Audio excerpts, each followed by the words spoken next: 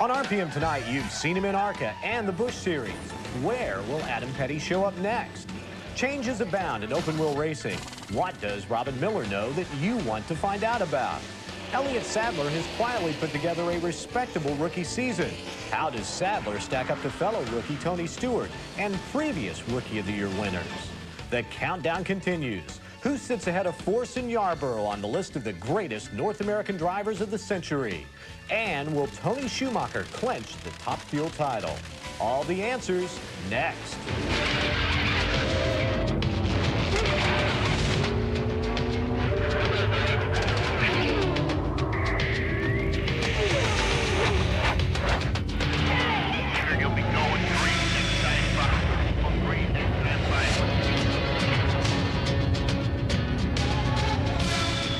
Hello, everyone. I'm John Kernan. This is RPM Tonight. This program will not be affected by NASCAR's new television rights package, which was officially announced on Thursday. ESPN and ABC will broadcast about half of next year's Winston Cup races, but after that, you're going to have to look elsewhere because NASCAR has signed a 6-year contract with NBC and Turner Sports and an 8-year agreement with Fox and its FX cable network effective with the 2001 season. Fox and NBC will rotate coverage of the Daytona 500, with Fox carrying the 500 in 2001. The new contract estimated to be worth more than $2 billion. Adam Petty became a fourth-generation NASCAR driver earlier this year when he entered full-time competition in the Busch Series. No other sport can boast that kind of family involvement. Of course, one of the big questions surrounding Adam these days is, when are you going to run a Winston Cup race? Well, Adam joins us now from Miami, Florida. Adam, you're going to make a big announcement this evening. Does it include revealing your plans to run some Winston Cup races next year?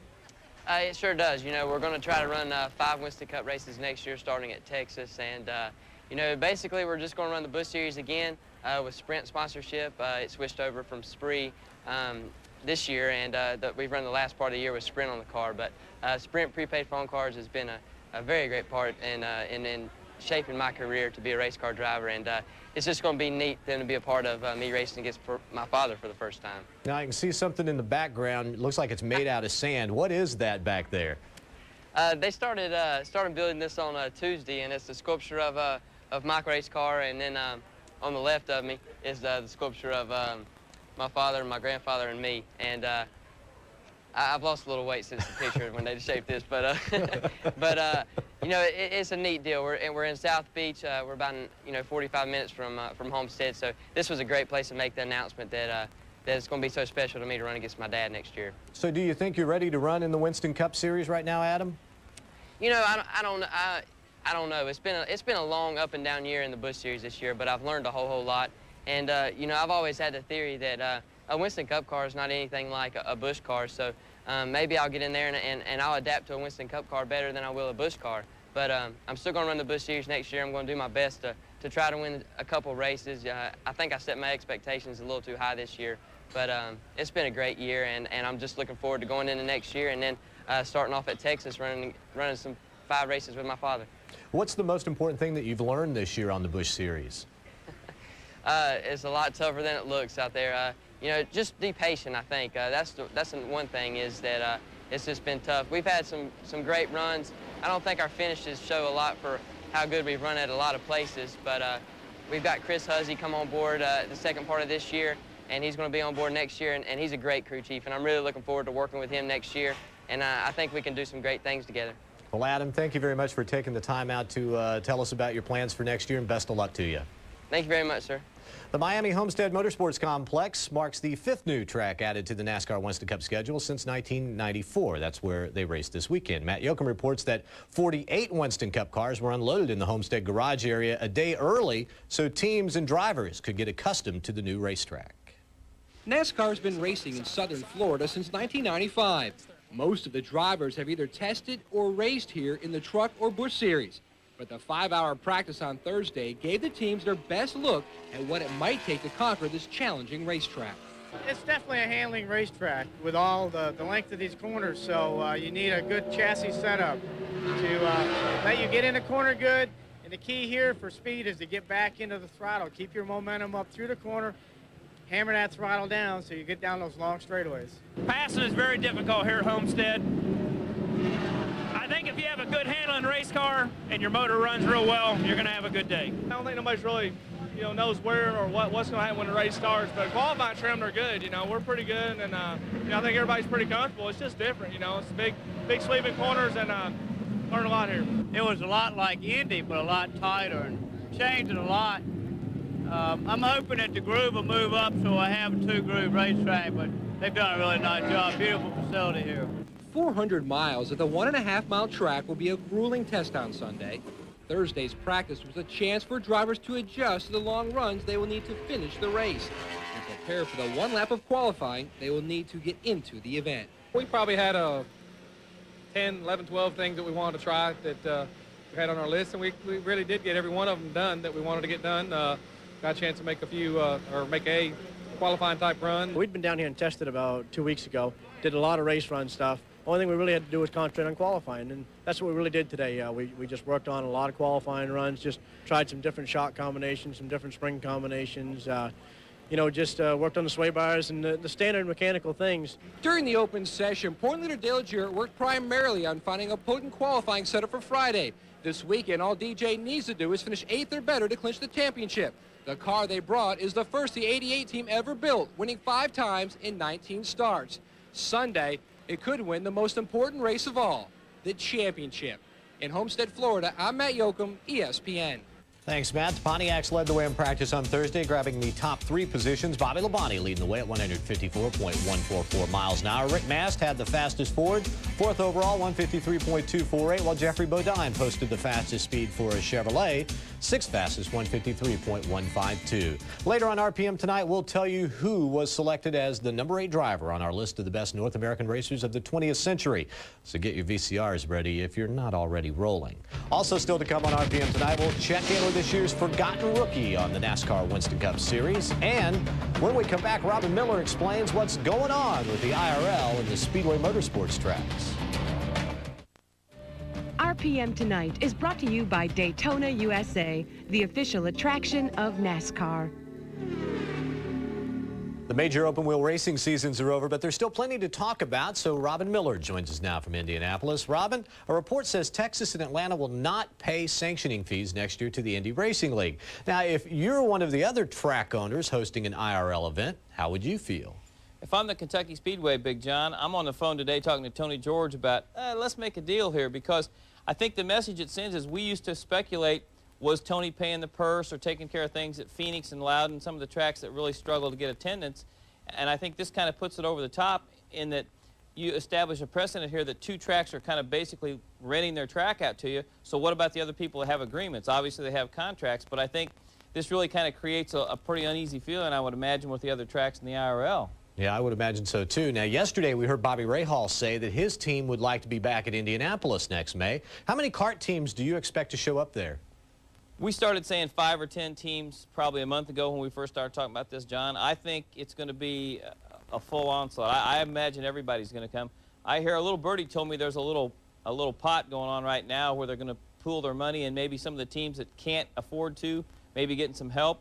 And this is going to be like the Kart Armada. It's going to be D-Day. They're going to unload those big boats, and here they come, which is, this is what we're going to be talking about next May. This is what Indy needs. Restore this kind of feeling back. We're making the race was a big deal, and everybody was there. Get everybody back together, no more us against them kind of thing. Absolutely. With Elio Castroneves heading to Team Penske next season, where does that leave Mo Nunn in his search for a driver next year? Leaves him on the Concorde going to Europe the last 3 days trying to find a driver, because when I talked to him last week and I put something in the Star last Sunday and said it was a done deal, I don't know what happened. Carl Hogan said he had the contract, and we know that Emerson Fittipaldi is Elio's agent. And all I think is there was a deal transpired over the weekend. Either that or Morris got blindsided by somebody. And so now he's over there in Europe, and I think trying to look at maybe his best option. But I don't think it's going to be Alex Zanardi at all. What about someone like Brian Herta? Because right now it appears that he's being left out in the cold. So what's he going to do next year? Herta's the odd man out right now, because I think next week Pat Patrick's going to finally make Marino official. But the guys at Ford, Dan Davis, said they'd love to have Dan Gurney run a Ford engine. And Dan Gurney wants Brian Herta to be his driver. So if somehow Gurney can come up with enough financial backing, they can put this All-American racers together, and it's going to be pretty close to an All-American team. Well, Robin, stick around. I've got one more thing to ask you about in just a few minutes, okay? Be happy to, Big John. With all the talk about Tony Stewart's rookie year in Winston Cup, it's easy to forget Elliott Sadler has put together an impressive rookie season as well. When precision, quality, and speed count, depend on Craftsman. When you need the power of a wrench with the speed of a ratchet, reach for the Craftsman Quick Wrench. The Craftsman Quick Wrench's unique open-end design lets you ratchet around fasteners. There's no need to reposition. Every quick wrench is up to 30% longer than conventional wrenches. That means extra leverage, more torque, and extended reach for tight spaces. Like other Craftsman hand tools, the Quick Wrench is guaranteed forever. Craftsman makes anything possible. The NASCAR Winston Cup Series closes out its season next week at the Atlanta Motor Speedway, and RPM Tonight will be there starting Monday. Tony Stewart is stealing the spotlight as the top Winston Cup rookie this year, but another rookie is having a pretty good season. Elliott Sadler has experienced the expected tribulations of a rookie, but he has steadily improved as the season has progressed. Sadler's average finishing position was 26.7 the first half of the season, but since halfway, he's averaged a 20th place finish. We feel like we've made a lot of progress since the beginning of the year. I know I feel a whole lot more comfortable coming back to these tracks for the second time. I feel like I can race with these guys for the whole 500 miles, and that seems to be showing. Our finishes are definitely rising each and every week. Our points positions are definitely rising each and every week, so I'm calling this a pretty successful rookie season. Stewart is having the best rookie season in history. Unfortunately for Sadler, he has spent 1999 trying to get out from under Stewart's shadow. Well, I'm sure we might have been overlooked. We're kind of like the forgotten rookie this year, but I mean, Tony Stewart's doing a great job. I think he's giving rookies a great name. For someone to come in here and do what he's done, I think we're doing a great job too on our team. I mean, we're proving a lot, we're learning a lot. I'm still a young guy. I'm only 24 years old, so I still got a lot to learn about this racing deal, but we're definitely going in the right direction. Sadler's season has gone in the right direction. Early in the year, the team sat 43rd in the point standings. Right now, Sadler holds down the 25th spot and is fewer than 100 points out of 21st. With Stewart aside, Sadler is having a comparable year to 4 of the last 5 rookies of the year. I kind of look at it as, you know, we're probably doing our job as a normal rookie. We're going through the regular bumps and bruises of a rookie team. Everybody's looking at the bright future we feel like we got ahead of us. That we're on our normal track like the rest of the normal rookies has had in the last 5 or 6 years, so we feel like we're right on track with them.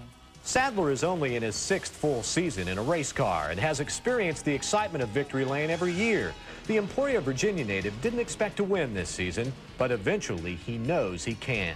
It is tough. It's tough, but you got to look at it as we got to pay our dues. And I've only been in a race car since 1994. That's not many years that I've actually been in race cars, and here I am in the most elite class of group of drivers that you can ever have in one spot on one day of one race. So it's something you just kind of swallow your pride and learn. I think we're going to get to victory lane here. It might be next year, it might be the year after, but I really think this Wood Brothers team and myself can get to victory lane. A victory is one goal for the Wood Brothers driver, but he has bigger aspirations for his career and his life.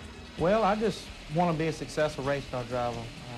My biggest fear is being a failure as a driver, and it always has been. It's so tough, and I take this so personal. You know, I want to be Winston Cup champion, but who doesn't? You know, everybody wants to do that. Everybody wants to win a lot of races and do those kind of things, and I do too, but I also want to be a good person. I feel like when you die, people are not going to remember how many poles you had, maybe how many wins you had, but you know, you might affect the life of a child, or you might be a good person, and that's the way I want to be remembered. I want to be remembered as a great guy that had fun what he was doing and maybe did some good things for the sport. So that's really my goal in racing.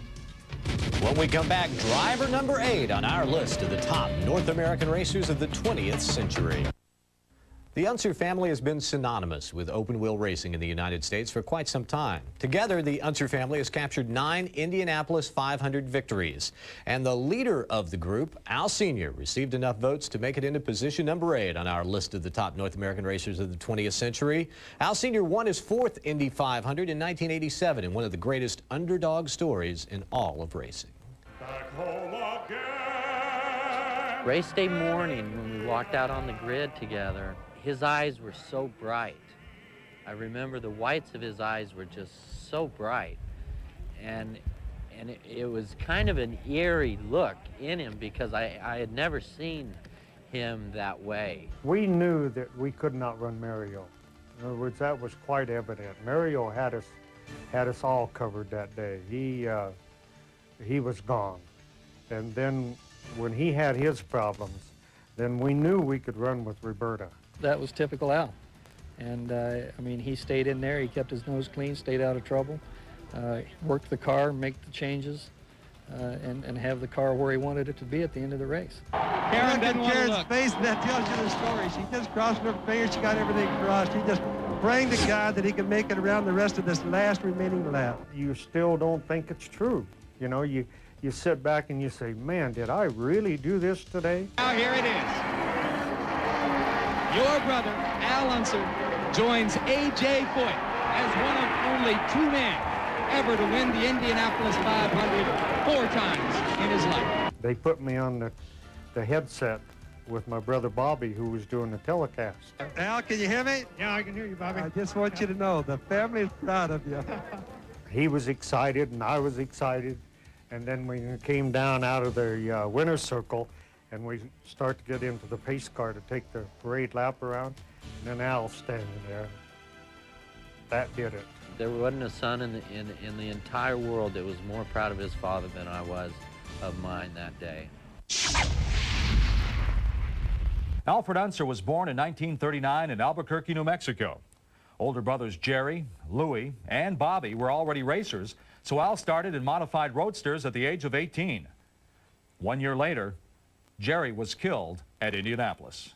My folks sat us down and said that Jerry was doing what he loved, and that if we wanted to continue in racing, that they still backed us 100%.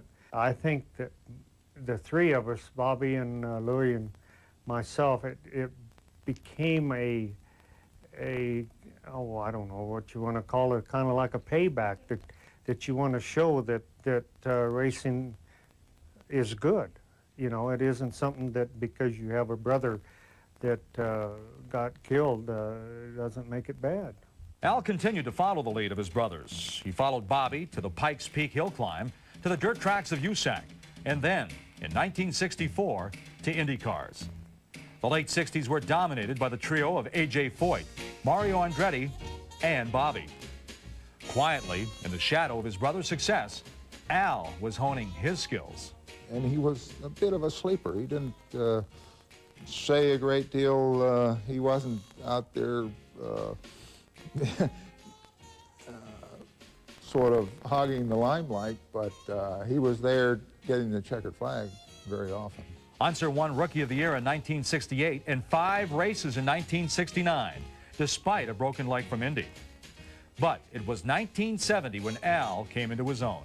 Such a terrific year that year because we just had everything. It started in '69. When 70 came along, it really came together. He scored 10 wins, including the Indy 500, and beat out Bobby for the USAC championship. He won the 500 again in 1971, the last driver to win back-to-back 500s. In 1978, he won his 2nd consecutive IROC championship and became the only driver to take the 500-mile Triple Crown of Indy, Pocono, and Ontario. Later on, they put up $1 million for that happening. Well, when I did it, they didn't pay me. They just shook my hand and said, you did a good job. In the early 80s, Al signed on with Roger Penske and won his 2nd championship in 1983. Meanwhile, a new racing rival arrived on the scene, Al Unser Jr. It was kind of funny because Dad helped me and gave me advice and offered advice all the way up until the day I started racing him. In 1985, Al Jr. won 2 races. Al Sr. won 1. In the end, father beat son for the car championship by 1 single point. He became the oldest IndyCar champion at age 46. Over the next 7 seasons, Unser made only 28 starts, focusing mainly on Indianapolis. He won his 4th 500 in 1987, ran his last 500 in 1993, and passed the Unser torch officially over to his son. To love a sport as much as I love racing, and then to have your son follow you as he has, it's just a great feeling. It just makes you very proud and happy that, you know, that you were a part of it, that you can sit back now and say, boy, look at that. You know, it's not that I caused it. It's just that he loves something that you love.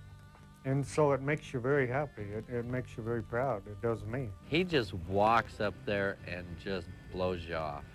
He doesn't talk about it. He's not a flash guy.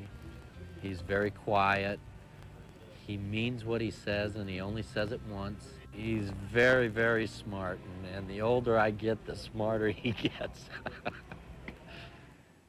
Robin Miller covered Al Sr. for quite some time, and he rejoins us again from Indianapolis. Robin, the thing that I always found most impressive about Al Sr. was he always seemed to get the most out of every car he drove.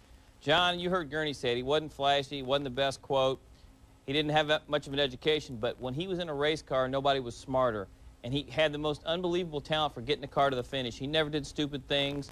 And he always raced the last 30 or 40 laps, and that's why he won so many races. And I think that's what his legacy will be, just one of the smartest race drivers you've ever seen. Well, Robin, thank you very much for all your help, and we'll be talking to you again real soon. Look forward to it, Big John. RPM Tonight returns after this.